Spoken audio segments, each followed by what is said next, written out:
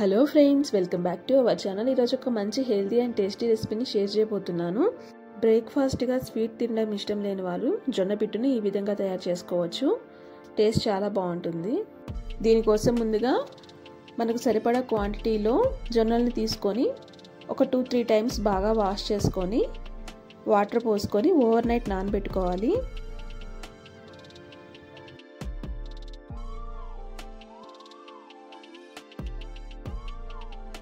ఇలా జొన్నలు బాగా నానిన తర్వాత ఒక మిక్సీ జార్లో వేసుకొని గ్రైండ్ చేసుకోవాలి.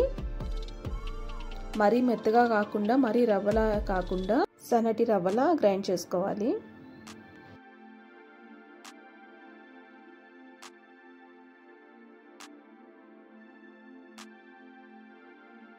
పిండిని ఈ కన్సిస్టెన్సీలో గ్రైండ్ చేసుకున్న తర్వాత ఒక ఇడ్లీ పాత్రలో లేదా ఆవిరికుడుం పాత్ర తీసుకొని ఈ విధంగా వేసుకొని కొంచెం వాటర్ చల్లుకొని కలుపుకోవాలి.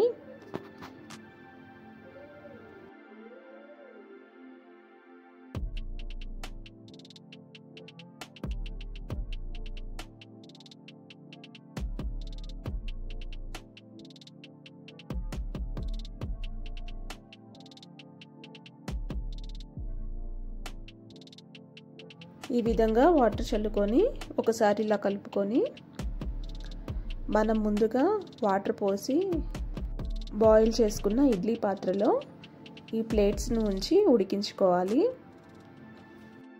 సేమ్ జొన్న పిట్టు ప్రాసెస్ ఇది.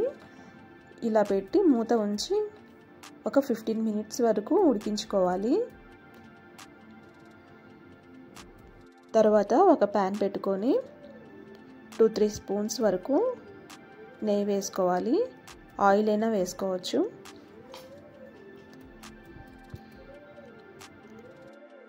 కొన్ని పీనట్స్ని ఇందులో వేసుకోవాలి. అలాగే తిరుమాత గింజలు, కరివేపాకు మొత్తం వేసుకొని తిరుమాత పెట్టుకొని స్టవ్ ఆఫ్ చేసుకోవాలి. మీకు కావాలంటే ఎండుమిర్చి లేదా పచ్చిమిర్చిని కూడా ఈ తిరుమాతలో యాడ్ చేసుకోవచ్చు. ఇందులోనే రుచికి సరిపడా సాల్ట్ కూడా వేసుకొని పక్కన ఉంచుకోండి.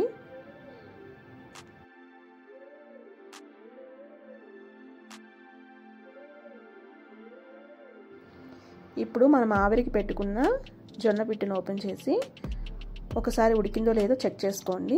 ఉడికినట్లయితే స్టవ్ ఆఫ్ చేసుకోండి, లేదంటే ఒక 2-3 మినిట్స్ ఉడికించండి. ఈ విధంగా జొన్న పిట్టు బాగా ఉడికిన తర్వాత మనం ముందుగా ప్రిపేర్ చేసుకున్న తిరుమాతను ఇందులో వేసుకొని కలుపుకోవాలి.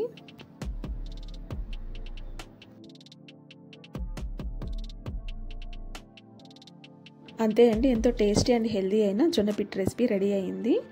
స్వీట్ తినడానికి ఇష్టం లేని వాళ్ళు, స్వీట్ తినకూడని వాళ్ళు జొన్న పిట్టుని ఈ విధంగా ప్రిపేర్ చేసుకోవచ్చు. టేస్ట్ చాలా బాగుంటుంది. డైరెక్ట్గా జొన్న రవ్వతో ఉప్మా లాగా చేసినప్పుడు కొంచెం హెవీ అనిపిస్తుంది, త్వరగా డైజెస్ట్ అవ్వదు. కానీ ఈ విధంగా జొన్నలను ఓవర్ నైట్ నానబెట్టి ఈ ప్రాసెస్లో ఉడికించుకోవడం వల్ల టేస్ట్ చాలా బాగుంటుంది, ఈజీగా డైజెస్ట్ అవుతుంది.